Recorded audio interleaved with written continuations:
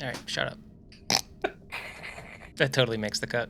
Oh, definitely.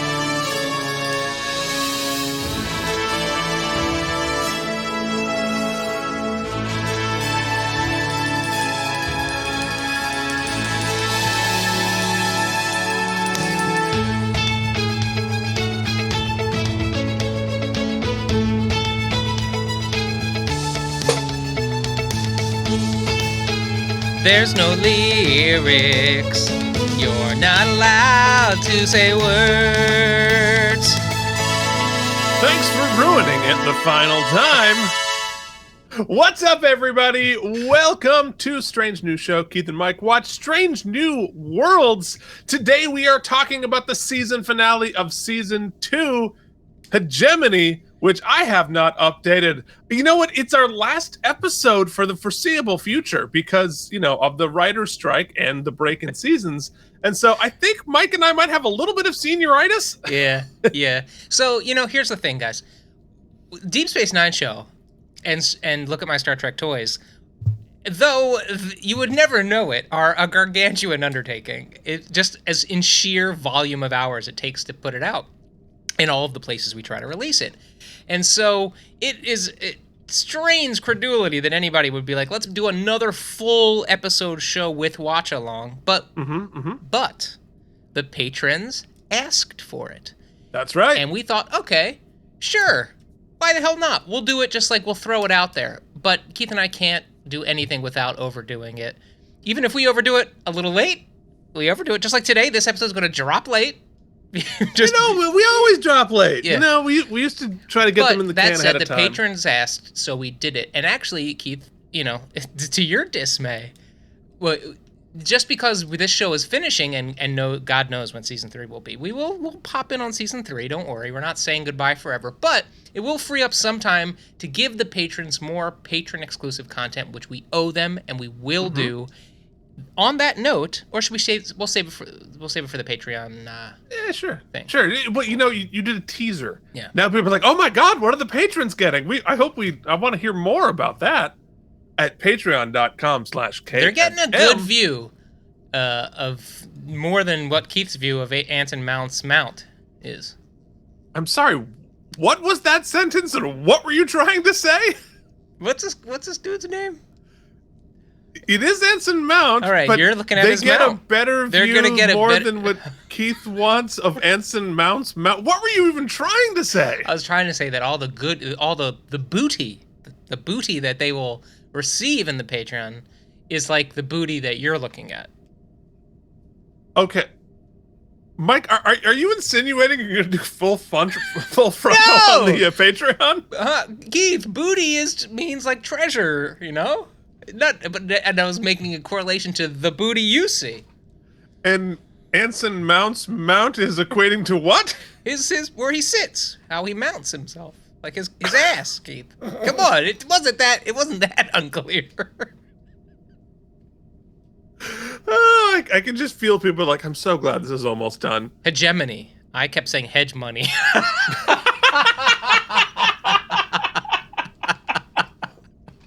Look out! It's the Gorn Hegemony!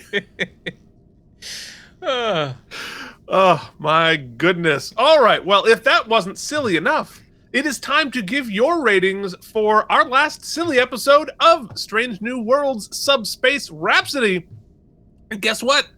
People liked it. Yeah. I know that people have had wildly divergent feelings about that. I noticed that even on our review, we got more dislike. We almost never get dislikes, but people were like, I'm so mad about this. I'm going to dislike your video. Oh, jeez. Okay. I know, who takes the time to do that? I'm just so curious. I want to talk to who that was. No, they liked the episode, Keith. They just hated us talking about it. I mean, that probably makes a great deal of sense. Anyway, here's what you said about Subspace Rhapsody. Kevin Miles gives it a 98. Mysterious Ann over on patreon.com/K&M also gave it a 98. JD gave it a 93. What did Jen give it? She didn't watch this thing. She's not. She doesn't do last week. She doesn't do Strange. She didn't watch the musical. Oh, no. I asked How did her. she not at least watch the musical one? Because Keith, she has shit to do. I know. She has a life, not like us. All right, so let's talk about Hegemony, season 2, episode. Hegemony. It's what Richie Rich's people carve into the head. Yeah, I guess I didn't need to do that more about that joke. I guess I could have let it speak for itself. Richie Rich carving money into the hedges. All right, let's Ensign mount the episode. Talk about it. Which aired. You gonna put the thingy in? You never put the thingy in. He always does forget the thingy. Which aired on August 10th, 2023. The top song back again with Morgan Wallen last night. It's been Seriously? very interesting to think about who the top songs have been. It's been very political last few months. Interesting. I'd like to do have 538 breakdown like what's going on right now with the top songs. And figure out what's going on. It's interesting. Anyway, the top movie on the other side of the political spectrum was Barbie in its 4th week. It's available on VOD now. Charts. If you haven't seen Barbie, check it out. I have not. I look forward to when it drops onto a platform that I subscribe to. All right, we have bad news. Mike, you were raised Catholic, so this might hit hard a little bit. So prepare yourself. The Pope is missing in the weekly world news headlines. He just seems to have wandered off. Says an agitated cardinal. Modern day Jonah. I spent 3 days inside a whale, which I don't know, you want to put that on your dating profile. New Bush outrage. Hookers in the White House. Well, I just got some hookers. I found some hookers. Put them in the White House. At this point, it wouldn't be the White House without hookers. I mean, at this point, compared to what could happen, like bring on the hookers. What the hell do I care? Sex workers. Keith, where do the hookers even go to the bathroom with all those boxes? You know, just like piled up to the ceiling. Yes. Well, you know, we really want to raise the standard of living with our sex workers, make sure that they're safe and comfortable and healthy. And I don't think, the nuclear codes next to the toilet are the safest way. No, if you run out of toilet paper, it's helpful. Fair enough. What is going on with our episode today? Should we have had more coffee or less coffee? I'm on cup 3, baby. Okay. All right. So, Hegemony was directed by Mahar Villaviyo, who also directed Children of the Comet back in season 1, and it was written by Henry Alonzo Myers. Mike, now is your opportunity to talk about the patrons, including maybe some new faces in new spaces. Yes, folks, the patrons. One of the things they get is they get their names in this incredible font that Keith has cooked up for us. First, let's say thank you. Brian Kimball Biersock, Casey Clark, Joshua Cronin, Andrew Hayes, Jorge Navoa, and the Mysterious. Worfs. Big O! Boot Shivs. Charles Babbage, Richard Coleman, Harry Pothead.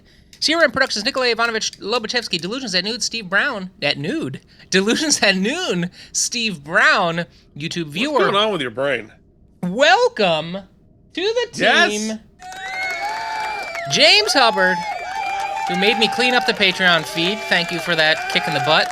Lisa Kislova, JD makes Colin Dagan, Chris Mitchell, CRM, Pat and Josh Cronin number 2, because he sends us stuff in the mail. Keith, these are the few, the proud, the patrons. And let me tell you, I mentioned all that work and all that time. We do it because we enjoy it. Don't get me wrong. I have never been happier to be wrong in my life. The show started because of a podcast Keith pitched to me about David E. Kelly's The Practice.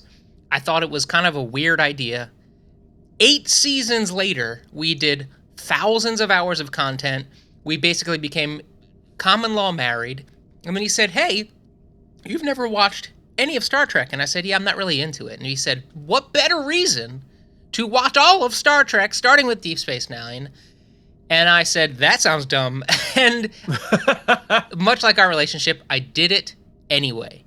Here we are, And it's been so much fun. I'm so glad I'm on this journey. I'm so glad that some of you are joining me on the journey and watching through my eyes on the Patreon, which is one of the main features of the Patreon page, along with Ask Me Anything. Sometimes Keith and I watch other shows from other of the episodes. We watch the animated series. We watch Lower Decks. We open up toys from our other show, Look at My Star Trek Toys, that we don't make it to the main feed. All kinds of cool stuff. More stuff coming in this new fall and year that we have time. This show's over. And one thing we are changing, so this is important, I'll break the news, Keith, is all of the content, I'm going to go back and unlock all of the content for patrons at any level. And I just unlocked the $1 tier. What we want is more people to the family, because we're going to do some watch-alongs all together, and that's more fun. We learned watching Star Trek V with more people. So, if you're just even remotely interested and just want to check out some stuff, come on in at the $1 level for a month, see what you think. And for those of you at the higher levels, we're going to cook up some good stuff for you, some swag, so that you can feel like you got your money's worth. But also know that if you come in at that $1 level and can maybe bump up later, please do. YouTube, the monetization is very low. And I mean, what we certainly learned that it's not quite the pathway to fame and fortune, like, you know, we knew it was going to be, but we want to be inclusive. Yes. Right. So, you know, and well being inclusive is part of being financially inclusive. Mm-hmm. And there are some people out in the world who can contribute more, and it's not a big deal to them, and some people who can't contribute anything, and that's you know, like me, right? Mm-hmm. And so, but we don't want to be gatekeeping financially. So, if you can support more, wonderful. Mm-hmm. If you can't, or you don't want to, that's great too. We want to welcome everybody equally. Yeah. That's important to us. Okay. So there's that. So there's that. All right. So let's talk about some trivial trivia about Hedgehog. Now Keith, waste your time with trivial trivia. All right. So the colony town that we arrive at is filmed in Pickering, Ontario, even though it's based on the Midwestern United States, which is also filming locations for the series Reacher and the film It, standing in for Derry and many other series and movies. It looked like a backlot, but I guess it's not. So Martin Quinn, who comes in as Montgomery Scott, is from the town just outside Glasgow, Scotland. So his Scottish accent is natural. James Doohan, who of course originated Scotty in the original series, was from Vancouver and had to create his Scottish accent. Simon Pegg, who played Scotty in the Star Trek movies, in the alternate timeline, is actually from Gloucester, England. So we have our first Scottish Scotty. Which I'm excited because, you know what, folks, it should not surprise you. I'm a lot Scottish. My family is actually part of a clan. You don't say, Keith. Yes, my father officially joined the Strachan clan, and is going to go to the homeland next summer. So there you go. Among many other things. All right, so our guest stars include the aforementioned Martin Quinn as Montgomery Scott, Adrian Holmes as Robert April, Melanie Scrofano as Marie Battelle, Dan Jeanette as George Samuel Kirk, and of course Carol Kane as Pelia. Oh, Hegemony. That's amazing. How did you find that so fast? I Googled hedge bush money sign. I can't believe the internet is a beautiful place. Here we are, Hegemony. All right, so that's what's coming. What do you say we hop into the screening room and you have to move that thing all over again? Yeah, well, you know what? It's worth it. Let's talk about Hegemony. I won't give it away, but I am. All right, let's just roll.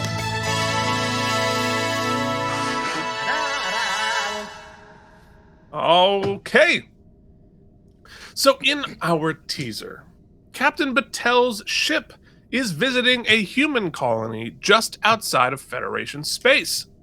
They've decided to live like they're 21st century Midwesterners for some reason. And but you know, look, Star Trek has done that many times. I mean, we had like the Chicago gangster planet. We've had lots of just vegetables planets. But this one is 21st century Midwesterners and our heroes. I cracked myself up because what did I say last week going into the break? I was like, you know what? Strange New Worlds. We have one episode left. Give me a Strange New World. And we got a new world. Less than strange, as it's we got Iowa. We got the Midwest. At least there's an Applebee's. Hilarious. So our heroes are here to vaccinate Middle America. Insert joke here. They really stepped in it a couple times this episode. Chapel is here, assisting as she's being given a ride to her fellowship by Captain Battelle. Chapel beams back up, but then Battelle gets a call from her boyfriend Pike. They're doing better now after the musical episode. But then, the comms go down. They've lost contact with their ship. Then they see a shuttle crashing landing going by, which I thought was a terrible sentence. I don't even know why I attempted to say that. But then, right after that, they see a giant Gorn ship thing breaking through the atmosphere above them. I thought that shot was really cool. Coming through, some dude rings a dinner bell, like that's going to help anything. And, what are you going to do? We're about to die. Apps are half off. Half off apps. Well, he's in front of the barber shop. Like, you want to look fly before you die? Come in and get your hair done. Wow. And he's got like a barber pole on his shirt. But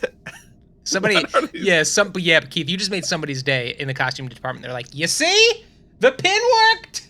Somebody was going to notice. That's how we know he's the barber. Otherwise, also, you have no way of knowing. Is it just the anamorphic there, or is that person hobbling off in the distance there wearing a Lincoln-sized top hat? I think it's a fedora, but that would be better. I mean, we've met Lincoln on Star Trek before, so. All right. Yeah, that's what's happening. Meanwhile, on the Enterprise, they get a distress signal from Battelle, who says, "Fresh fades before the invades." Let's do it. I know you love a good rhyme like that, Keith. Okay, all right. So deep cut from last episode. I definitely had a that's right. I need a perfect rhyme. Thank you very much. All right. Anyway, that's not good. Being under attack from the Gorn, not a good thing. So Pike calls Admiral April, who tells him to be careful, that this is happening outside of Federation territory. So your mission is reconnaissance only. They arrive in orbit. You know, Starfleet, a lot of our interactions recently on Deep Space Nine and on this show, Starfleet very, very willing to just let people be massacred. Oh, yes. Well, I mean, there's two reasons for that, right? Starfleet always, from a storytelling perspective, usually needs to be an adversary for our heroes, so they're forcing them to make the tough decisions because that's just good narratively. But also, Starfleet is based on the concept of non-intervention. Yeah, I mean, I get it, but it's just funny that they always... It's like you finally make it to Admiral, and they're like, hey, I know you've worked your whole life and career to make it to this point, but I want you to know that your only job now is saying no to every request. Yes, you've got to be Admiral by doing thing after thing after thing and creating, and then you're like, shut it down! Yeah, now you are the wall. You spent your whole career breaking the ceiling. Now you must enforce repair the ceiling. that ceiling and lock it down. Yeah, I think that's human nature, frankly. Anyway, after a certain amount of time, I was unclear on the timeline, how long it takes them to get there. But they arrive in orbit to discover that Battelle's ship has been blown to smithereens. So, sorry, I will only say that since it's the last episode, I do want to just, like, for my final point, and we've said it a million times. You just want to say one more time that Anson Mount's hot? Yes. But also, the show is shot just gloriously. The cinematography and all of the setups and direction, they were like, we have this wide aspect ratio and the highest tech cameras and color grading and all of that at our disposal, and we are throwing it all up there. And they did. For what it's worth, love the show, hate the show, it looks spectacular. In standard definition, in high definition, in all the definitions. Yeah, no, for sure. Also, I really liked the Gorn theme, which is pulled from the original series in the famous... It is kind of jarring to think that a shirtless William Shatner will be able to take on one of these guys hand to hand. But whatever, it's fine. Shatner's his own thing. But I really like the Gorn theme that they incorporated through this. So in Act 1... Also, like, give me this video game, right? not crapping on any of the other stuff, but video games can do graphics like this now. So let's, come on, Paramount, like, make this game. Yeah, I'd love that. So they discover that there is a dampening field that is blocking all communication and transporters on the planet. Gorn has some pretty good tech. I have a lot of questions about what is going on with the Gorn. Yeah, I mean, it's sort of like they want them to be two things, right? They're this clearly this advanced species technologically. They just but they're also bloodthirsty monster people. So, and who are controlled by flashy lights? Yeah, you're right. Like, I think I have a lot more questions than answers, but I'm not sure that that's like good storytelling. Like, you should have more questions than answers, but we dole out the answers slowly. It feels a little like just convenience after convenience. Yeah, because it's like, they're obviously hyper intelligent. Yeah, the dude's in a mech suit trying to hack into the system on the ship with Chapel later. Right, but you're also, because like they've invented warp drive and like technology more advanced, it seems, than the Federation. They can they've all of these things, and yet sometimes they're like just wild instinctual reptile animals.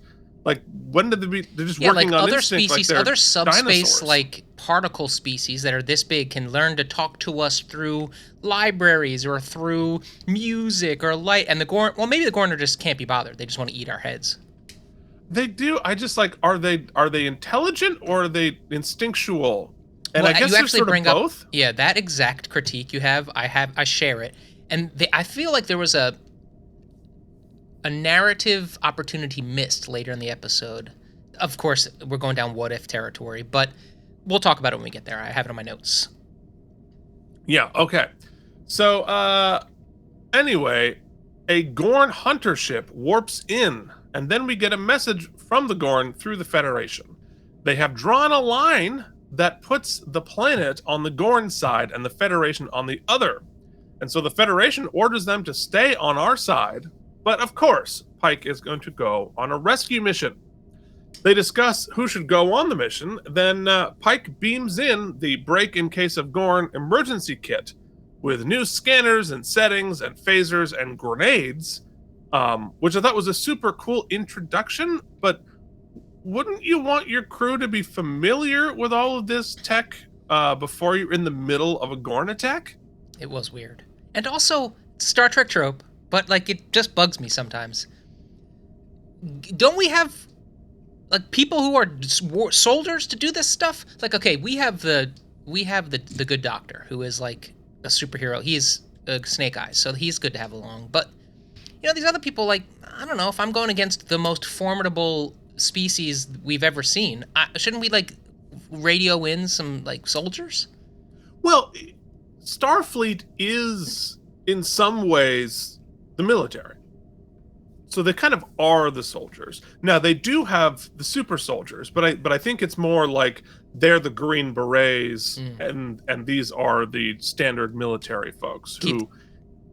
Sorry. Yes. I know you're giving an actual point, but do you know, when I'm looking at the breaking case of Gorn, do you know what would be the best Easter egg? What's that? Think about our other show. What if this was branded Cassidy Yates? Cassidy Yates! Yeah, it's just got like a little property of Cassidy Yates sticker on it somewhere. Yeah. That would be amazing. I guess the timeline doesn't work out at all. Or maybe her family. She's from a long legacy of Yates shipping. Of branding experts. Like somewhere right now in the world, there's a Yates like Instagram influencer. I love that.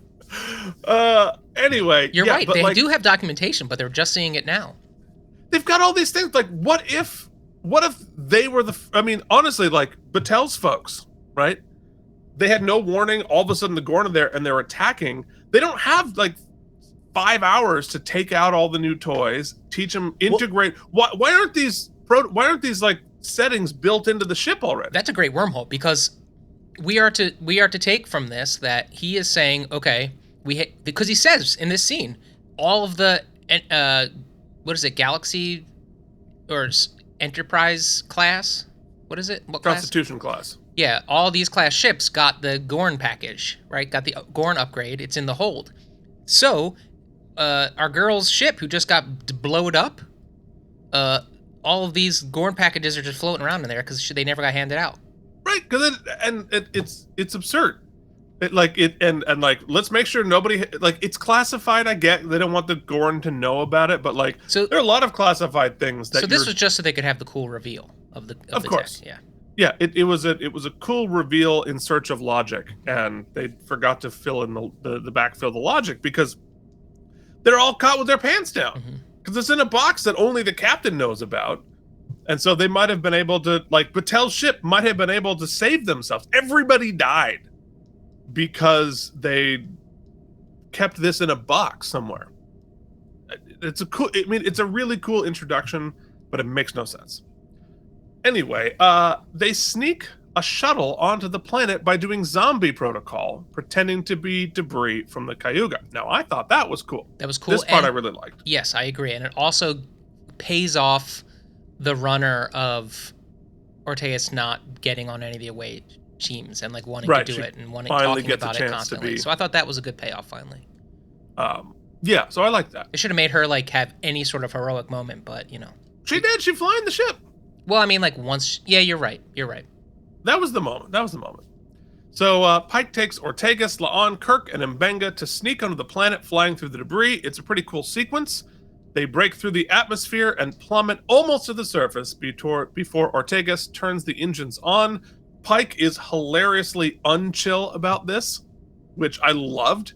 I'm, like Star Trek's, trope is the captain is never phased. The captain's always the toughest one. I loved the fact that he was a wimp about it. I thought that was great, and I shows a level of humanity for Pike that makes him one of the more interesting captains. Which they sort of. I have a wormhole about that later, but cool. Okay, all right. Meanwhile, Spock searches the wreckage looking for Chapel. They were in a fight, and he wants to apologize, but they find out that sickbay was destroyed. Yikes!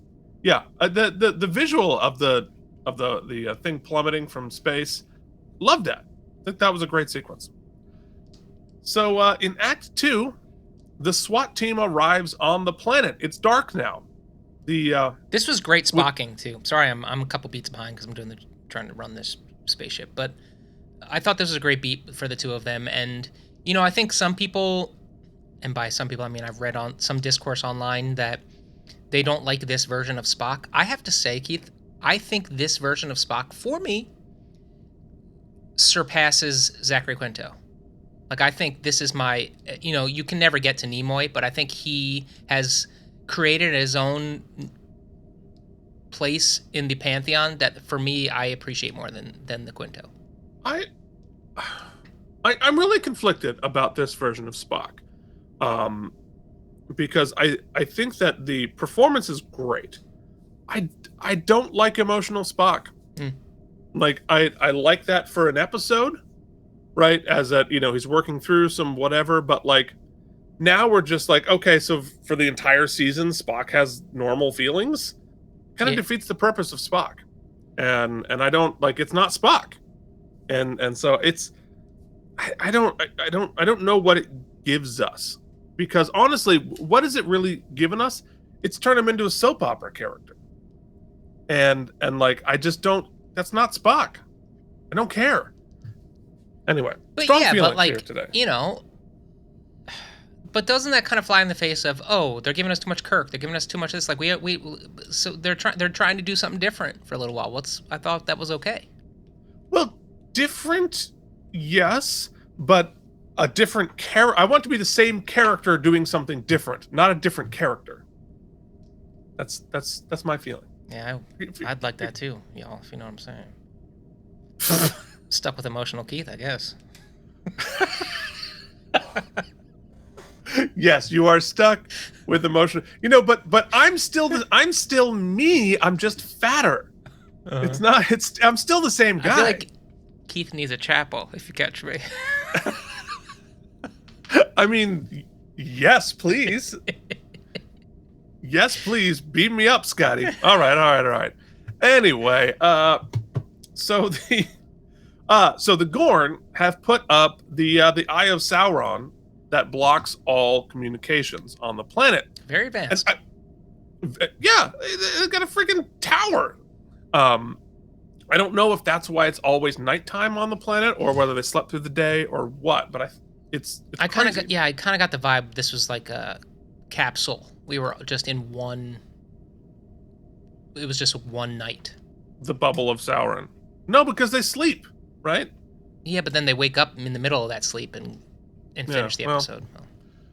Anyway, they couldn't stay up for one night. It's weird. Anyway, so the town we saw before is destroyed. Yeah, Lots Jesus of fire said the same and thing, damage. Keith, but they all slept too. It's fair. I was confused about where all the shipping containers came from in the middle of the street, but then I remembered they were dropping supplies, so that did make sense. Although they're all in like netting that you would use if you were airdropping them from a plane. I don't understand why all the netting was there, but it's whatever. funny. I couldn't even think about it narratively because I was like, wow, I have a friend. My friend Bo is a set dresser, and his job is so weird because they have to source the weirdest stuff based on like what commercial he's hired for or whatnot. It's like, I need 16th century whaling gear. Anybody have any leads? Right. And you're like, what? So somebody got to run roughshod all over this episode. And so they were just like, get me cargo. I need netting, cargo, whatever you got. And we got to distress it too. I mean, it was a gargantuan task. Yeah, fun though. Yeah. I just don't understand why. For two nerds to be like, why does it have netting? Why does it have netting? Does Starfleet, did they drop it from the air just with a parachute for fun, or? Well, yeah, because they couldn't remember they can't beam anything on or off the planet. No, but they could before the Gorn got here. They didn't drop all this cargo after the Gorn got here. Oh, I just assumed they did it like because they were being attacked. Like they might need some weapons. No, because the ship blew up, and they would have beamed it down. They wouldn't have parachuted it down. They can't beam.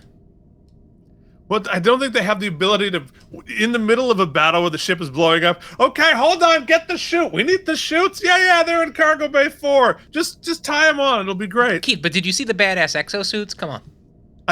No, for sure. The exosuits were cool.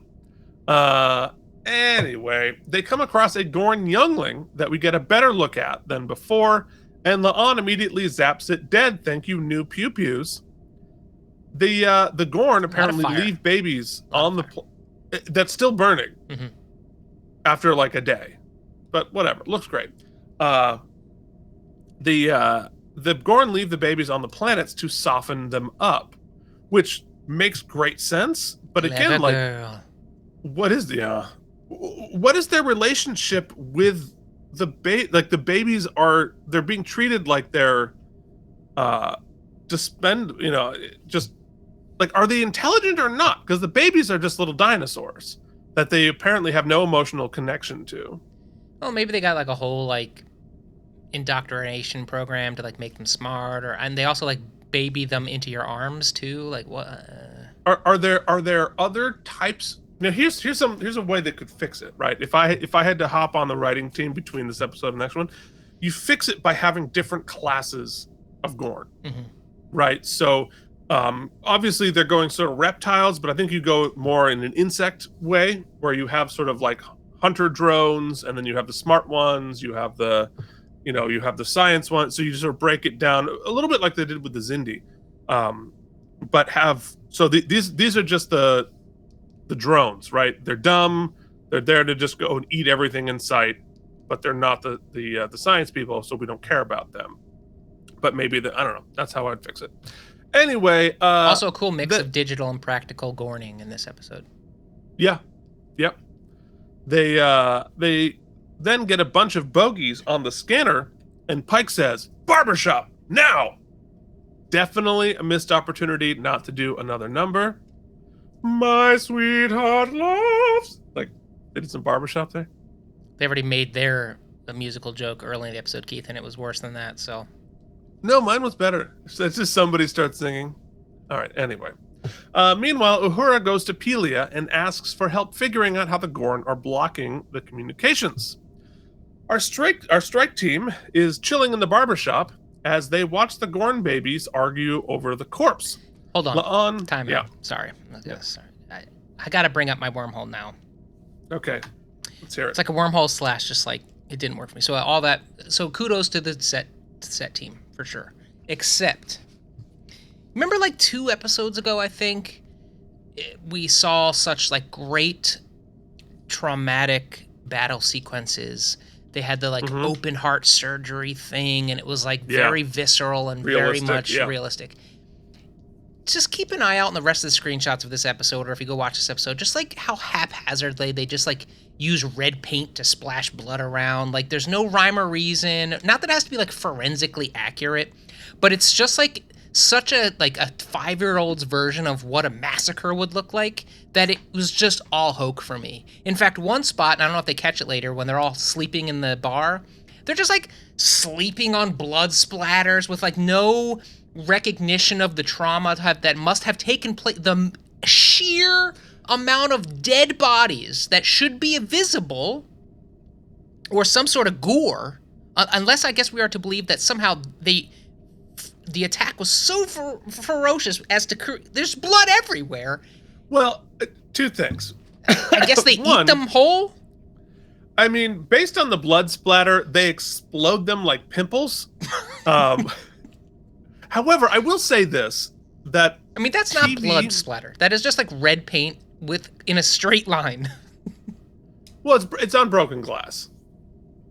So there's a hole in the glass there. Okay. So that actually makes sense to me. All right. I think that TV and film gives an unrealistic depiction of blood splatter. Mm-hmm. We are much more splattery in real life than we can show on network television. Yeah. So, like, if you hit an artery or whatever, it will spray all the way across the ceiling. And so, maybe not in quite so explosively as this, but sometimes it doesn't even look like that. It looks like they took a paintbrush and were just like like Bob Ross, like a little cute little blood splatter here and a little blood splatter over here. Just a happy little blood splatter. Oh yes. Just do what you need to do. And just gonna make sure dead. Oh yeah, dead. just got a little, just a little touch of brain matter here. Oh, he's so happy. He's just hanging out on the ceiling. He's delicate, and you're like, okay. Okay. Anyway, that's our best visual of the episode, is us doing Bob Ross brain splatter. Pretty funny. Mm-hmm. So La'an and Pike discuss Federation ethics versus wiping out the bad guys briefly. Sam then picks up a human signal down the street. They walk to the diner and discover that Gorn attacks apparently explode upwards, like I said before. So look at the blood splatter, but then let's look at the upper left quadrant of this. The set dresser's like, let's get black and white photos of this dude's parents and put them on the wall. Oh, so he's got his parents, and then he's got he's got their kid right there below him on the wall. Oof. Oof. All right, I'll stop bringing it up now, but just keep your eye out. Yeah, okay. So then they are trapped in a force field by none other than young Scotty. The human signal was a fake signal. He set up a trap for the Gorn. We find out that Scotty is not from the Cayuga. He's from another ship that was attacked by the Gorn as well. And he escaped, but accidentally went straight to the planet the Gorn were about to attack, which was funny, and he also acknowledged it. He figured out a way, however, to hide his shuttle from the Gorn by creating a Gorn transponder. I thought he was terrific. Oh, I think he's... I would assume that he's going to take over for Pelia for Season 3. Mm. I bet that is what we're setting up for. Season 3. Season 3 in 2028. So, Pike asks, did anybody survive? And Scotty sends them to the other part of the diner where all the survivors are. And they've been held up there for a while, in indeterminate amount of time that could be hours and or weeks. Unclear. You're right. Now I'm thinking like would they set up a whole triage? There's all this stuff happening. To me, it felt like a day to me, but I guess that's not. Because if you look, all the windows are boarded up. Yeah, this dude just is like, there's nowhere else to take refuge than in this blood pile behind the stool. I just want to take a nice, beautiful, relaxing blood bath. What happened on that floor, dude? The whole thing. That's what I'm telling you. People explode when the Gorns pop us. Well, I guess how long is their gestation period? Because I'm thinking, well, I guess if the babies are popping out of humans, that would be pretty gruesome. Sure, right? If that was a pop, right? Because she said she says when she shows them, she said it happened yesterday. It's a day and a half. I have a day and a half. So if it's been a week, then yeah, people have been popping. I guess. Okay, I'll buy it. Yeah. Well, okay. So anyway, Captain Patel's there. She made it for now. Scott explains that some CMEs, which I guess are giant solar flares, not continuing medical education or county medical examiner. So the solar flares went off, and this summoned the Gorn, who apparently respond instinctually to the flares like locusts. So the Gorns are activated like locusts. So wait, again, are they insect? What is their level of intelligence? Do you think they would have agency by the time they've developed warp drive? You'd be able to not be turned on like locusts by flashy lights? Unclear. Well, by the time you reach our level of intelligence, you'd think that just smelling popcorn in a movie theater would make me think, I'm not hungry. I don't need a giant tub of popcorn for $25. But guess what, Keith? I take one sniff and I'm like, here you go. I'll take two. Yeah, well, and I was reading an article today about all of the fights in football stadiums. So get us all together. We do stupid things. Yeah. So I guess maybe that makes more sense. So Battelle guesses that they might be able to use a light show to stop them. Okay. Scotty was able to create a Gorn transponder to make the Gorn think he was one of them. So Ortegas and Mbenga then discuss how much they miss Chapel and hope she's okay. Ortegas is great at many things. I think Mbenga was very generous by saying she did a good impression of Chapel. Anyway, so on the Enterprise, we see 3 more Gorn ships arriving. But Uhura and Pelia have discovered the source of the Gorn dampening field, a giant device on the far side of the planet, which I guess we're to believe is the Eye of Sauron? Yes. But if it's on the far side of the planet, how is it visible from our town? Is it visible? Oh, because they saw it here too, right? Yeah, and they're able to walk to a Scotty's shuttle where it's right next to it. Maybe. That seems to be. That's a big wormhole. Yeah, it's just because it's right there, and we see it come out of the atmosphere. You're right. Well, I mean, yeah. No, I guess the planet is in rotation, so by the time they get to, the Enterprise gets there, it might actually be on the far side of the planet there. But but why would they be in a static orbit over not the colony? I guess to keep themselves on the other. I mean, there's a way in which that works, but it's starting to strain credulity just a bit. Well, we haven't rocket suited through space yet. Wait for it. Not yet.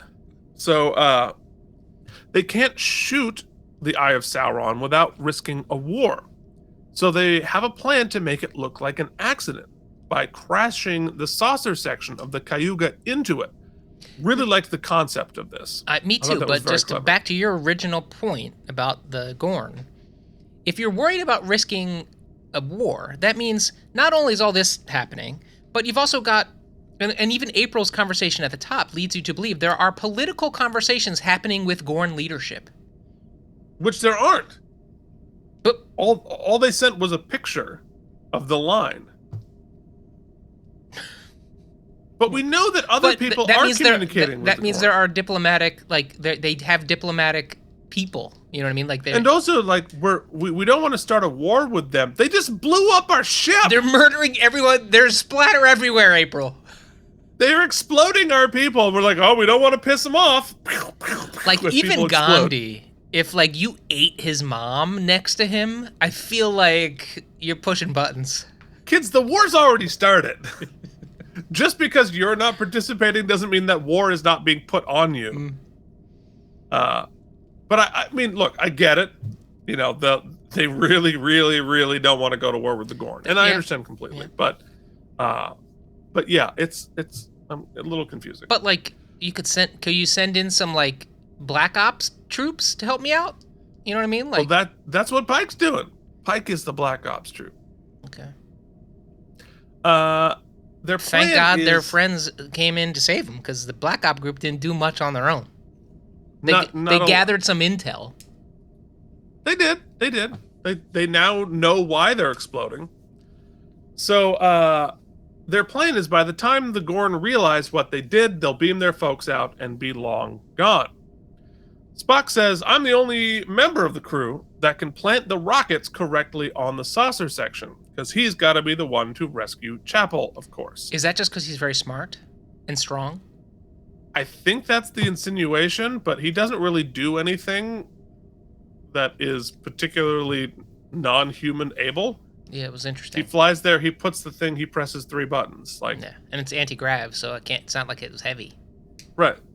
So I it's just an excuse that he wants to be the one to rescue Chapel. Well, it makes sense. Yeah. Well, like, nobody challenges him on it, but I guess he's in charge, or he's pretty high up in the food chain here. So in Act 3, in the diner, we find out that at least we still have a lot of donuts and pie, which it can't be an amount of time where the pie went bad, or else they're like in there baking pies. Or it's an Entenmann's. You know, those Entenmann's never go bad. Last forever. That's true. Yeah, we don't know what the preservatives are like in 300 years in the future. So now here's who knows? Our boy Pike's just sleeping on some ketchup blood. Ketchup blood. Well, blood. After he's had a delicious slice of pie. Yeah, nothing makes pie and coffee. Oh, look, he's just laying on the blood. I mean, if everything's covered in blood, you gotta sit. I mean, like, hey, look. I mean, but they had time to lazily board up the windows, sort of. They're bloodthirsty maniac animals, but that upside down plywood they had lying around in the coat diner rack is gonna do it. That's gonna do it. That's gonna protect you for weeks. Folks, I don't know. Spoiler alert. I think Keith and Mike might think this needed another logic pass. Let's give her a pass. Yeah. So I like this. She calls out the trope of the captain just sneaking out to be this hero and save the day into a massacre zone, but then they all go. Yeah, she's like, I mean, it's pretty dumb of you to think you could go do that on your own. Let's all go do it on our own. Yeah, well, I mean, what else are you gonna do? And of course, Scotty also joins, and the 3 of them, and he's the one you actually need. Yeah. To get this transponder out. So they head out, and we fly through the wreckage of the Cayuga to discover that Chapel is still alive, and she's able to get herself an hour more oxygen. I thought that shot of flying in through the ship was fantastic. And that plastic thing was on top of her, Keith. I don't know how she got it off her. But she was knocked out. Oh, okay. Come on. So she's able to find herself an hour more oxygen. She's the only one alive on the Cayuga? No, we just killed all the rest of them. We didn't care. Damn. She finds a flashlight and looks out the window and sees the Enterprise. She tries to signal the ship with the flashlight, but apparently, even after we invent transporters and warp drive, batteries in our flashlights are still always dead. Always. Meanwhile, Spock zooms in on his spacesuit to the wreckage of the saucer section. He lands on the hull and adds the first rocket. He then flies right past Chapel's window. Let's call it a fortunate coincidence. Like, he flies within 10 feet of the window, not just in the distance, which also would have worked. Spacesuit fly to past my window. Step inside while I try to save Chapel from doom. Like, you realize how big the ship is, right? And the chances of him, like, knocking on her exact Shut your window. mouth. It's cute. Then Chapel I'll be walks... home soon. Keith hates emotional emo Spock. Emo Spock. That's exactly what it is. He's totally emo Spock. Listen, Spock's worn eyeliner from the beginning, so... JD, we got our emo Odo. We need an emo Spock now. Chapel then walks another 10 feet and finds a spacesuit. Another, let's call it fortunate coincidence. That there happens to be one right there across the hall. So on the planet, Pike, Battelle, and Scotty find Scotty's shuttle in the shadow of the Eye of Sauron. They start working on retrieving the device until they find a young Gorn hiding on the ship. Uh-oh. Then Chapel walks the halls and discovers a full-grown xenomorph, Gorn, in the ceiling. It's wearing a helmet of some sort, realizing later that it's a whole suit. And she sneaks away. So here was the opportunity. Now, I'm going to rewrite, so, this is like total fantasy zone. But, Keith, what a great opportunity. And they almost set it up like this. Because you see this Gorn, like her, is trapped. They know that don't have much life support left, right? I assume they breathe oxygen too or whatnot. Or at least we know the mask is protecting it from the cold air. Because the cold air. The cold, yeah. Right. But they're both trapped. And there's a ticking clock, pretty obviously. And clearly they're advanced enough to have developed Gorn spacesuit technology as well as all the other stuff, right?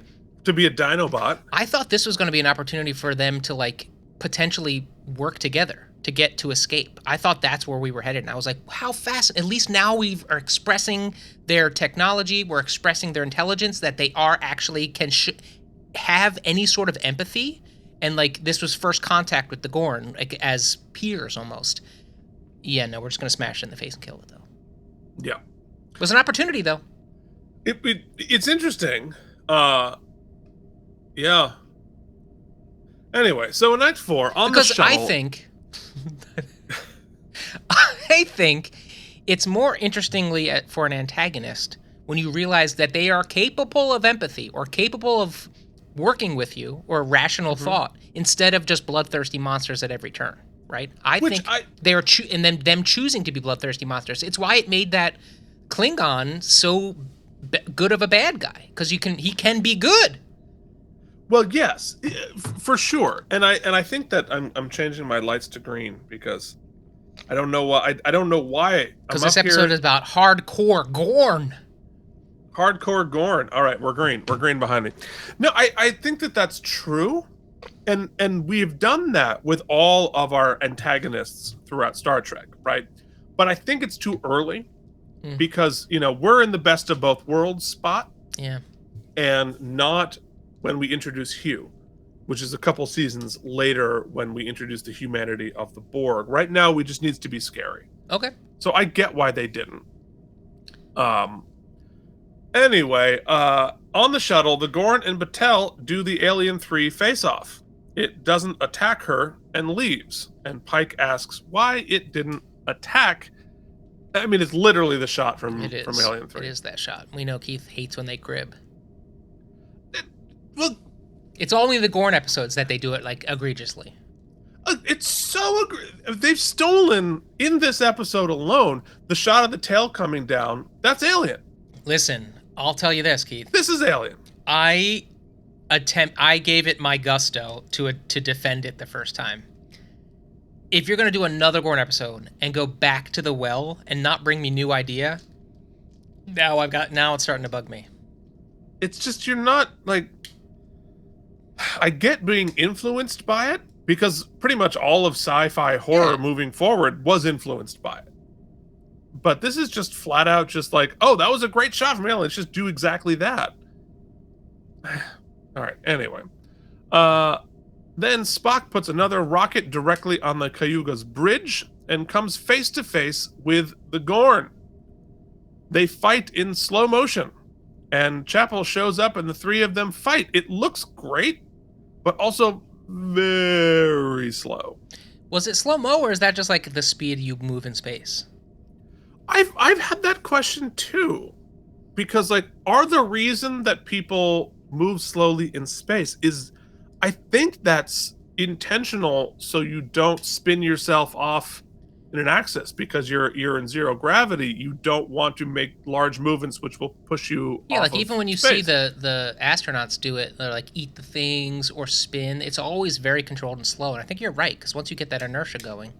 Right. I don't think it's that you can't move faster. I think it's that you don't want to move faster. Also, when and you here they would want to move faster. if you think about it, and we are not physics like superstars here, but Whoa! Spoiler alert! The reason we are not physics superstars. The reason you are able to like control your speed, like when you're in a pool, jumping off a wall or off the curb or something, is gauging our muscles have become accustomed to how much potential energy to release in order to get certain, right. And inertia, But there is none of that torque exists in zero gravity, right? Like, right, because like we're slower underwater because there's more resistance. Yeah. Here there is much less resistance. There's no resistance. Right. So like even the smallest push off the wall is going to rocket you forward. So I guess you would. Which is why I think it seems like people are moving in slow motion, but I think it's literally so they don't fly off into space. But here they definitely could reach for the gun faster than they are. But it's like this forced slow motion going on. Yeah, I felt it was a cinematic choice rather than in real time, but I thought it was in real time. Unclear. It is unclear. That is the difference. Is it's unclear. Usually with slow motion, you get like the soundscape.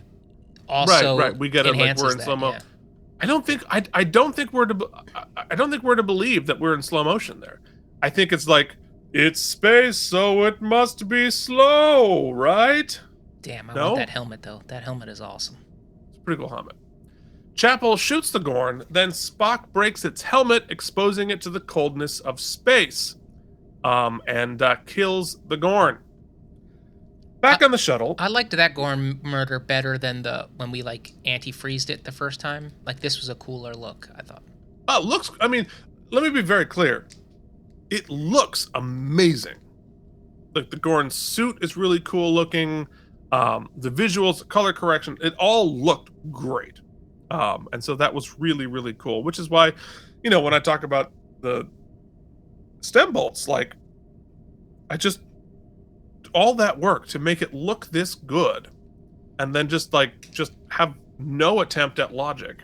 It's very frustrating. Anyway, back on the shuttle, Pike confronts Batel again, and she shows him that she's been infected with Gorn babies and is now super prego. Then the Cayuga's bridge starts to plummet through the atmosphere towards the Eye of Sauron. Another great visual there. Although, if they were trying to do this sneaky, right? They say it's starting to move. This was not a sneaky way to make it look like they didn't do it on purpose, because everything else is static. Then the bridge starts moving really fast. It was like that. There's subterfuge. The plan was great. Wait till it starts going into the atmosphere and then nudge it just a little bit. But it wasn't going into the atmosphere. They pushed it straight towards it, which the Gorn would have noticed immediately. Anyway, it looks really cool as it comes through. Spock and Chapel romantically hop out of it and watch it from space. Fantastic visuals. Cool really, shot, really yeah. great. Then Batel wants to go on a suicide mission to destroy the tower, but Pike wants to save her. Then the wreckage of the Cayuga destroys the tower, makes it unnecessary, and the comms and transporters work again. Then Spock calls the Enterprise for the beam out of 2 survivors. Uhura immediately assumes that it's Chapel who survived, even though if she survived on that, pretty good chance other people also survived on the ship. And they're like, now you're dead. They couldn't have cared less. It's just like they didn't even make mention of the fact that other people must have survived. They did scans, man. But Chapel. Keith, they did scans. Oh Jesus. So the survivors get ready to beam up More from importantly, the planet. Spock is sorry, okay? He's sorry. Oh, emo Spock has feelings. So they all get beamed out, but the beam is green, not a Federation beam out. Did you notice that when that happened? I did. It was like a green amorphous blob. Yeah, so it was clearly, the Gorn beamed him up. It was clearly not a Federation beam out. They did do a fake out, and so they disapparated, and then they went to the Enterprise, and they show Pike, Battelle, and Scotty beaming in instead. I was not fooled, but I see what they were trying to do there. They put Battelle in a stasis field, and Scotty runs into Pelia. They work together on the transponder. Then a bunch of more Gorn ships show up, and it's time for some pew-pews. Spock announces that all the colonists are no longer on the planet. They've been beamed up by the Gorn, which we knew. Uh-oh. Then the attack starts. Pelia and Scotty shuffle through the explosions at a very slow rate. And Starfleet has ordered a withdrawal. The Gorn are attacking. The Federation wants them to leave all of those people with the Gorn. Pike doesn't know what to do, so he stares at the attack for a very long time while they ask him, what are we going to do? Well, I'll tell you what we're going to do. We are going to leave it with a to be continued sometime in the future. We don't know. I texted Keith right after. I was like, I guess they didn't foresee the writer's strike when they wrote that one, because that's it was a stark cliffhanger for an ellipses of a return date. Yeah. They clearly got greenlit for season 3. Oh yeah, no, they were greenlit for 2 and 3 after 1. Yeah.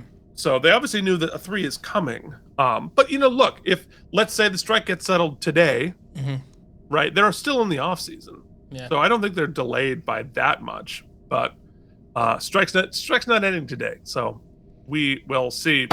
All right, I think it's time to start. Let's punch some stuff, Mike. Punch that shit! Punch it, punch it, punch it! Just punch it, man, just punch it! Punch it, punch it, punch it! Let's punch it. Hit it. Yo, Adrian! It's the Punchies! It's the Punchies! Some of my finest work. Truly. There it is. After 20-something years in showbiz, that's what we have to... All right, so let us begin. This might be the longest segment. Yeah, Like, I mean, what were the wormholes in the There's just plot? a lot of nonsensical logic. I'll let Keith talk about a lot of it, but for me, the one that is, I think that is the abstract one that kind of sticks in my craw at this point is mostly the. I don't like my bad guys to be. I like my bad guys to be mysterious, yes, but I need to know what I'm dealing with, right? The whole point when we introduced the Gorn in the beginning was they're these bloodthirsty monsters, but then they've been building the fear of them by introducing maybe there's more to them, maybe they've got some, and by this point they're clearly very like hyper advanced, but also like don't forget, I just realized also they beam these guys up. They also sent that message, which is like, hey, here's a line. We know where Federation space is. We know what's yours and what's not yours. So don't mind us as we just go and destroy this planet and all of these people, and we're just like cool with it. And then we just retreat. Like, what is going on, right? Like, what is up with the Gorn? And then and are they laying eggs inside of us, or using us for a host, or just eating us? Like, none of it makes a lot of sense to me at this point. I mean, it looks cool, I guess. Also, once again, it's one of those situations where the people on the ground, like, there's a lot happening, but when you zoom out to the macro, the solution all came from the away team up in space. Like, right. what agency did all of our people on the ground really have? Well, we got the ability to have a transponder to hide from the Gorn. We went to get Scotty's gear on the ship. That's what we did, right, basically. That's what we did. Yeah, and she got pregnated by the Gorn. Right. Okay. Go ahead. Enumerate the multiple science fiction. All right. Well, I mean, look, holes. I won't get into all of the detail stuff because I think that's at this point sort of silly. And I mentioned it all. A lot of conveniences, a lot of whatever. Oh, and the blood thing. The biggest problem with this whole Gorn arc, right? And they're setting up the Gorn to be, original series it was Klingons, right? In Next Gen, it was the Borg. In Deep Space Nine, it's the Dominion, right? We have our basic major adversary that is the series, like a adversary. And they've made the Gorn that for this show. The problem is they have no idea, or maybe they do, but they're just not showing it to us, what the hell the Gorn are, right? And what it looks like they're trying to do is make the Gorn be half xenomorph, i.e. the alien from Aliens, and half Romulans, but they're diametrically opposed, right? The alien from Aliens, who we are very directly cribbing from, they don't have ships, they don't have societies, they don't have technology, they don't have higher intelligence. They're just killing machines. They're basically giant insects who are just there to kill, eat, reproduce, right? That the whole concept of them is that they have no purpose beyond that. They don't have higher intelligence. They're just instinctually reacting. They don't. They basically are insects, like I said. And that's how they treat them. Every time we see them, they behave that way. They're biologically that way. The way they reproduce is that way. The way they interact, their sort of hierarchical structure of just like battling for dominance. They're not intelligent species, right? And I can see that I'm breaking up. Whatever. Okay. We can hear you. So, okay, that's great. If that's our adversary, sure. I mean, they made one of my all-time favorite franchises entirely about that, right? Fabulous. But that's not what we're setting up as our adversary. Our adversary are a highly intelligent, highly evolved species, and who have technology better than ours. They're working together. They're communicating.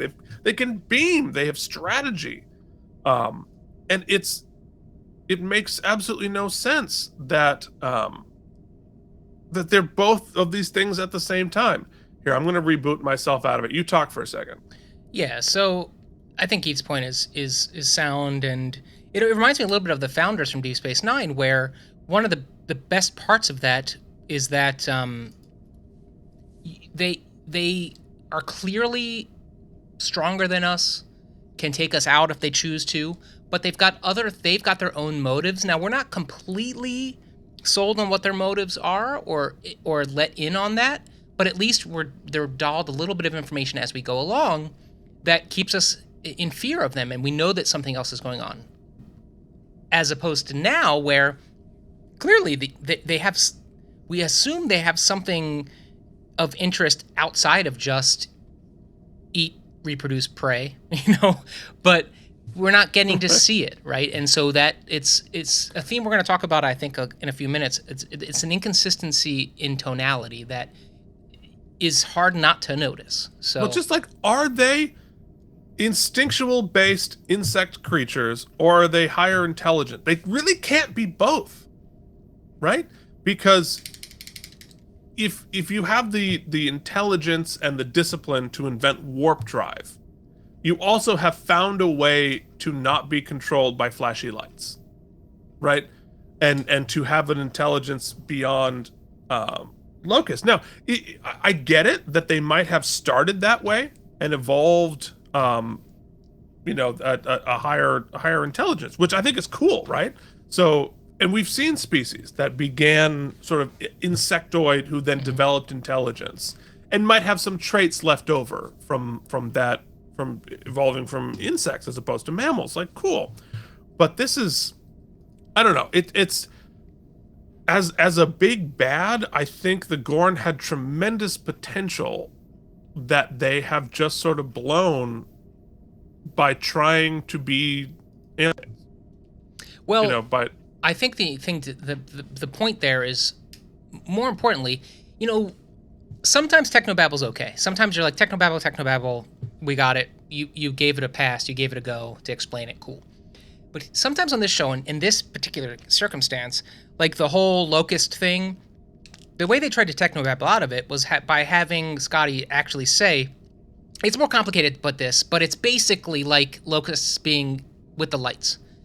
But in this circumstance, like you said, when they're kind of playing both sides of it. When you use that as your example, all of a sudden you're like, well, it has to be more. If you don't tell me how it's more complicated, then you just go to the least common denominator, which is they behave like insects. Which and I think that what it seems like, and I hope that I'm wrong, but what it seems like is the writing team doesn't know, like doesn't have an answer as to how they are both. Right. Well, and we talked about this a lot with this series. That is a challenge you run up against when there's so much. Now, I don't know what else we know about the Gorn other than like the funny, silly suit and like the original series. Like, Not a lot. Was it carte blanche? It can be whatever. But then I we mean, have to it's explain not why we carte don't see blanche, them but- later, right? Like why we don't see them. Why don't we deal with them in Deep Space Nine and Next Gen and stuff? Well, we can explain that by having us wipe out the Gorn At some point. But at some point, but like, or we scare them away, whatever it was. It's just like the squaring. Are they xenomorphs or Romulans? How can they be both? If there's an answer for that, I'm like, oh, all right, that's really interesting. Maybe it is. They have different, like I talked about before. Maybe they have like smart ones and dumb ones, and they're using the dumb ones for the drones. But it's almost like a Starship Troopers, right? Okay, but if that was their plan, they could have laid. I think they would have laid some breadcrumbs up until this point, and the fact that they didn't really makes me believe they have no idea how they're going to resolve all of this. I don't think they have any answer as to why these see, that's dinosaurs why I'm okay have with warp drive. Emotional Spock because at least it's a take, man. Right? It's a bold take. It's not going to be for everybody, but it's a take on the character. They give a reason for it. Now, that might not align with all the stuff, but at least it's a take and a consistent take. Whereas here, there is an opportunity, a wide open opportunity, and they don't have a take yet. It's like a bunch of different takes collaged together, right? It's like a reading where you're like, okay, the different scenes in this are going to have different. The character's going to behave differently. Tell me which is working for you, and we'll go that direction. But this is the actual production, so I want to see what the show Bible says about the Gorn, because in television you're going to have a show Bible that you don't. It's not a script, but it's for the writers. Here is everything we know about this species, and here's how they work and their society. What is there in the Gorn? Because it doesn't look like they have anything. They're just winging it. anybody have the show Bible for Strange New Worlds? We'll keep you anonymous. Let us know. Yeah, somebody explain to me what the hell's going on. So, all right, wormholes in the plot. Let's talk best moment. I thought the introduction, maybe we're leading, Keith would argue and probably agree that we lean a little too heavily on some fan service moments, but I think the introduction of Scotty here was cool. They teased him in another episode. He was up a chute. He was up at Jeffrey's tube. Yeah, played by a different actor, by the way. But this guy was really great. I thought what he added was really great. From what I know of Scotty, it felt very connected to the idea of who Scotty is, so I really liked that. I think his moments were his introduction was really cool. The way they introduced him, I thought was really cool. Yeah. And all the Spock flyy stuff looked really cool. I thought visually this episode excelled in many ways. So those would be my two highlights. Yeah, I mean, I think that for me, it was the visuals and the idea of crash landing, what was left of the saucer section onto the planet. I thought I love the idea of that. I love the visual of that. I think that it was really cool. I hadn't seen that before. So I really, really liked that concept. I have notes on the execution of it, i.e., it seems really obvious that the Gorn would have noticed, but I think that was a great sci-fi solution to their problem. If they didn't want to look like they were actively being aggressive and just hitting it with a torpedo. I love that. I thought that was great. So, yeah, we don't often, at least in my experience, it's not often we see these big ships be blowed up, right? Like it's happened on a few occasions, and every time it does happen, it's a big deal, right? And so initially I thought we weren't making a big enough deal of the blow up of this ship, but at least it's the execution of using it as the kind of denouement was cool, and yeah, so yeah.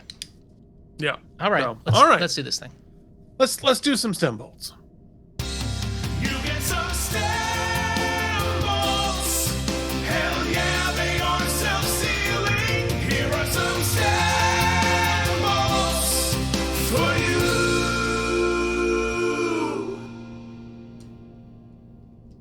All right, let's keep it focused on this episode, and then we can talk about season 2 after we give it a number here. So yeah, I think it's pretty clear.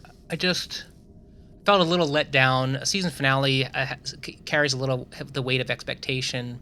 I generally hate cliffhangers unless they're extraordinarily pulled off, and this one, you know, a good cliffhanger can often be someone dies or you're left in a position of uncertainty, which this one does, but usually those feel a little bit more like parts 1 and 2, whereas this feels like they brought you all the way, and then they just added an additional dramatic point of them getting kidnapped, and you know, like aside from 2 weaknesses, well, I mean, we can kill them by cold, and we can basically shoot them in the face with space, which is how we've shown we can kill Gorn, right? With space.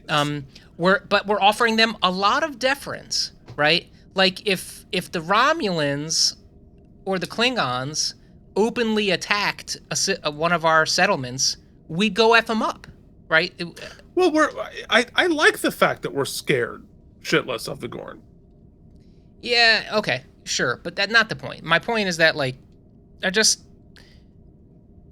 our war against them, or our fight against them, or our fear of them doesn't feel to me rooted in any bigger story, like the Dominion, like the Founders, like any of that. It's just not rooted anywhere. It's, you know, is my feeling. It just feels adrift. Or like the Borg. Yeah. The Borg were sort of similarly introduced as like absolutely unstoppable killing machines who we have absolutely no way to stop, and we're terrified of them.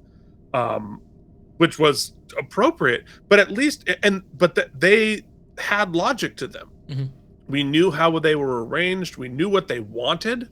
We knew how they were going to accomplish what they wanted. And look, I'm fine if we don't have a lot of logic, if it's going to be like this series has done with like a one-off. But we've gone back to the Gorn well, 3 times this season, or overall in the 2 seasons. There are big bad. Yeah, but it doesn't feel like the plot is progressing with them. It just feels like they're just there to be. I thought it was cool when La'am, that's where she was born, and so she was necessary to the plot. I'm a little like, okay, and is my feeling with the Gorn. Yeah. This episode, once again, it's like a little bit MacGuffin to get them into trouble, and then who's going to be the one to pull us out. I mean, this episode felt very similar in structure and pace to the one where, I'm sorry to be pejorative, but Spock and Pike were trapped in a library, and there was like energy people energying, and there was another away team who was like trying to fix the fix, and then we get away. It was like, oh, it's the same episode, and then take the other Gorn episode and paste that on, and I was like, it's a serious season finale, man. Like, it should have a unique they almost was like, give me the musical as the season finale. Like, if it was hard meh, right? The visuals, some good performances are what make this episode good, like tolerable. But like the story just feels like it was the first draft of something with a lot of ideas and input from different people. And they had nobody Keith and Miking being like, hey, what about this? What about this? What about this? To take another pass at. And look, for better or for worse, if you're trying to pump out 26 episodes of a network series, you can shrug that off a little bit more, and we've done that. Then when there's 10 episodes being produced for streaming only, so you know they got to write and record them all in the can before they had to put them out. They didn't have to retrofit anything. You had your shot, and you took it, and it wasn't good enough. It's just not a good episode. Like I said, it looks great. Sounds great. There are some great visuals because the idea is great, and it's easy to paint a picture of a great idea. But when you have to make a story connect those good visuals, that's where the seams are shown. I like when this series takes big swings. This didn't feel like a big swing to me. It felt like a let's spend the money and make it look great and set it up for season. Anyway, long story short, didn't love it. Didn't hate it. 70. I'm gonna give it a C. Yeah. I mean, I at the risk of sort of repeating myself, right? All of this has all of the elements of a great season finale cliffhanger, right? It's our big bad is here. We have Jeopardy. We have some of the people we care about in Jeopardy. We're amping the stakes that are universe wide. We have some heroic moments. We have some fantastic visuals. We have some pretty cool pew pews. And so, all of the ingredients are there, but it's really, really suffering from a lack of a cohesive thought on our bad guy, right? Like, again, I know I'm repeating myself, but like we don't know who they are or what they want, right? And I like mysterious, right? And like it's okay to be mysterious. It's okay to reveal things later. It is okay to sort of unravel the mystery of our bad guy. But a mystery is a complete thought, a complete story, a complete whatever, and then you're revealing pieces of it to your audience. But you have a complete thought, a complete story. And unless I'm very mistaken, they do not have that complete thought. They do not know what that complete story is. So they're kind of like later seasons of Losting it. Yeah, we'll figure it out later, right? And if they do have a complete story, then it's bad writing to not give us enough of a shape so that we at least know that there is a shape. And not to have like actively conflicting ideas happening at the same time. And I'm not saying you have to reveal it all to me at this point. Definitely not. But I don't feel safe in your narrative hands that you know what's happening. Yeah. And that's good writing is leaving your audience members feeling in good hands. At least like, I have no idea what's going on, but it's clear the writers do. So like, I trust that this is going to be satisfying when it is revealed, as a mystery. And I don't get that here. And I could be wrong, right? Maybe I'm missing out on things, but to me, it seems like we are being given inherently conflicting information, things that cannot exist in the same space. And that's just bad science, right? This is a show about science and evolution and logic. But, in the same way with Spock's character, we've thrown logic out the window for emotional beats. And I feel like the logic is missing here too. And I feel like it's just a missed opportunity because all of the other elements are so good. The visuals, the performance, it's exciting, it's scary, it just needs to make sense. And I'm sorry, you're professionals. You're right? Yeah. You've got this huge budget, you have all of these abilities. Star Trek is always about making sense. Star Wars doesn't have to make a lot of sense, right? It could be argued. Star Trek, I mean, it should, right? But there's there's a magical element to it. But it needs to make sense. I'm sorry, it needs to make sense, and it's frustrating when it doesn't. So for me, I'm right there with you. Like there's too many good elements in it to really, throw it in the trash. But it's going to get dinged pretty severely for not making sense. So Hegemony, to me, gets 72 self-sealing stem bolts. Before we go, let's just sort of talk about a quick check-in on Strange New Worlds, the series, 2 seasons in. Listen, I love shiny. I love it. And like up to the point where it feels the tech, I can see the texture on their suits, and the shots are incredible, and there's some seriously great moments. And I think the show is at its best when it takes big swings. I know that bugs some people, and we've already talked about the restraints it the restraint it has to show, because it's like not just inside of the lore, it's predating a bunch of the lore that is established and has to. They are boxed in they crazily. Are, but I wonder by the if lore. some of the decisions they make or the chains that it's total inconsistency. That's the thing. I don't mind changing, like doing genre takes and whatnot from episode to episode, but the issue is that it tonally doesn't know what the show wants to be. Like, what is the identity of the show? Some of the comedy episodes work great. The musical episode I thought worked great. Some of the big set piece shows work great. But from episode to episode, there's no consistency. They try to excuse that off, in my opinion, by saying, "Oh, it's not episodic, right? It is episodic. It is episodic, right? It's right. it's not this big serial thing. But yet there are serial plot points and arcs, so you can't really say that. Is it or isn't it? We're gonna travel and see all these new places, but we're not. We're gonna be on the ship. It's gonna be a character drama. Like, what is it, right? We're gonna. Spock's take is wildly different, but then we're going to try to explain it away, and then sometimes he's going to be normal, and sometimes he's not. We're going to do Freaky Friday. I just don't know what the show wants to be. When it is taking a big swing and saying, F the noise, we're doing our thing, musical episode, great example. It works great, right? Yeah. The Lower Decks crossover, I thought was great. I thought it was a huge swing, huge take, and it used this. Is that coming from the writer's room, Keith? Do we think it's coming from the studio, who's being like, more like that, oh, less like that, like notes upon notes upon notes upon notes to fix with whatever? Because listen, Paramount, God bless them, are making decisions, seems like fly by night, seat of their pants. Oh, cancel that, put that on, take that off the shelves, put this back on the shelves, stick our logo on that, oh, put that on network TV. Yeah. So who knows, right? So I don't want to completely say it's the writer's fault.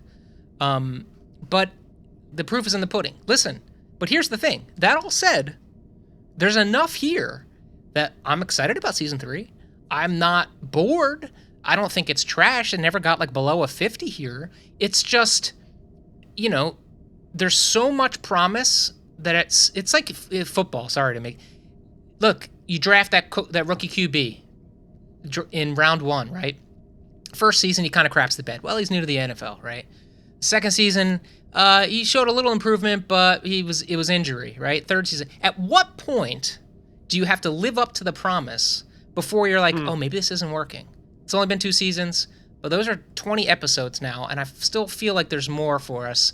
And the last thing I'll say is an overuse of when things are feeling a little rusty, let's bring in a Kirk. Let's bring in a Scotty. Let's just use a little fan service to spackle the holes in the wall, which works or doesn't work to a varying degree. So anyway, the prognosis is okay, but I just need to start seeing it now.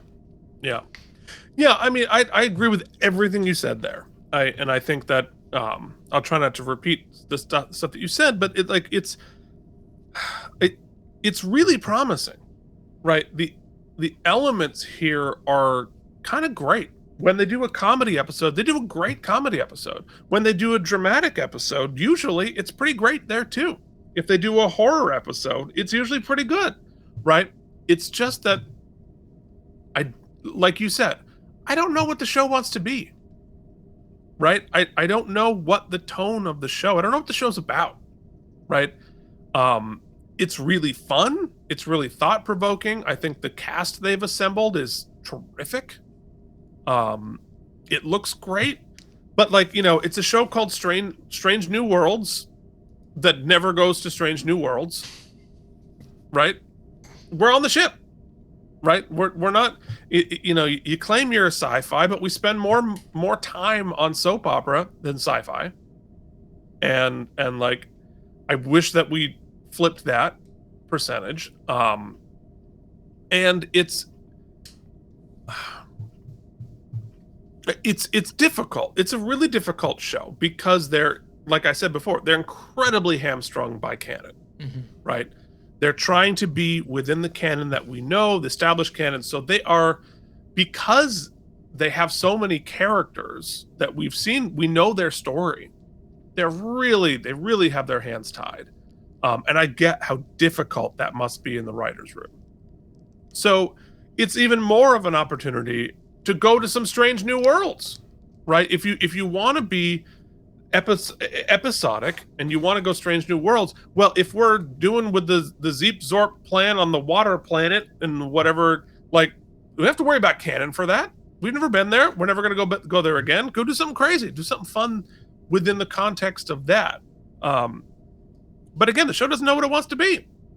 Is it a comedy? Is it a drama? Is Kirk on the show or not? Right? And like shoehorning in Kirk the whole time. I don't get it. And so it feels like it's flailing. Now, I say all of that. And I also, like you said with the quarterback analogy, we're 2 seasons in. Let's look back at the first 2 seasons of most of Trek. First 2 seasons of the original series were the strongest. Really, the first season, right? Because this is only 20 episodes. That's right. That's right. So 20 episodes in, Next Gen, pretty bad. It was just a sort of a cheap recapitulation of the original series. It didn't work.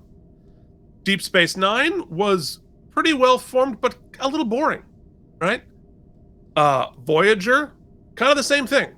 A little boring, right? Not there. Enterprise, same thing, right? So we're holding it to the first season of Discovery. I didn't like at all, right? So I think that to be generous, right? Star Trek takes a while to find its footing. And we're 2 seasons in, but we're only 20 episodes in. And like you said, so it is in really good company, not quite knowing what it is yet. Mm-hmm. And so I think honestly, it's a better first 2 seasons than almost all of those that I listed off. Mm-hmm. Right? Its highs are higher than the best episodes of most of the series I mentioned. Right? And its lows are not as low as some of those others. So it's actually pretty good in comparison. It's just not nearly as good as it could or should be. I'm excited to go to do this experiment and being week to week, like caught up with the general discourse, because I was you can't escape some of the discourse, and so I always had kind of a vibe at episode to episode how people were feeling in this season. And next season 3, since we'll be caught up, it'll be interesting to attack this with all of the pundits. So we'll see. Which, and I have, because I haven't read anything of what people are thinking about it ahead of time. But yeah, so I guess there's a part of me that is optimistic about the break. Yeah. That like the writer strike here and putting off season 3 might not be a bad thing. Yeah, just because they're on strike don't mean they are not notepadding ideas. They're not thinking it through, and maybe it's time to like, all right, here are all these ingredients. These are all fantastic ingredients. What? You know what it is? Here it is. The first 2 seasons of Strange New Worlds have been a diner, right? The menu is gigantic. They do everything you can. You can get a lobster and a grilled cheese sandwich at the same freaking place. It's a New York City diner, right? Breakfast all day, baby. Breakfast all day. You can get pancakes and like surf and fish. Turf. Yeah. Right. And it's like, and it's not always that good, but Lord knows there are 500 things on the menu. I'm hoping that between season 2 and season 3, they figure out what type of restaurant they're going to be and stop trying to be a diner. All right. And I say this, I love a diner. But you have the opportunity to be a good restaurant. So be a good restaurant when you come back for season 3. You know what we will never be? A good restaurant. No. That's for damn sure. Our menu is this, and 2 of them are dead now. Well, one of them is only temporarily dead. Well, you know what? We have it in stasis on the warp core. That's right. It's in the transporter buffer. Yes, that's what it is. Yes, we're transporter buffering it. So anyway, listen, we've got all this other stuff. We've talked a bunch. This has been great. This has been brought to you by our patrons. An idea from our patron manifested to hours of content. So if you want to tell us what to do, you can do so by going to patreon.com/K&M and joining the team. Hey, you can join for free just to follow along and post, but for $1, you can get all the nonsense. We appreciate each and every one of you. We appreciate you checking out all of our stuff. If you're listening to us on the pods, let us know where you're listening. You're still part of the team. Keith, anything else to say before we say good night for now? It's time to go into the warp, or the transporter buffer, kids. Till then, this has been Strange New Show. Keith and Mike watch Star Trek Strange New World. See you someday. Thank you for watching K&M Entertainment. If you enjoyed our particular brand of nonsense, please like and subscribe. Or become one of our patrons at patreon.com/KNM.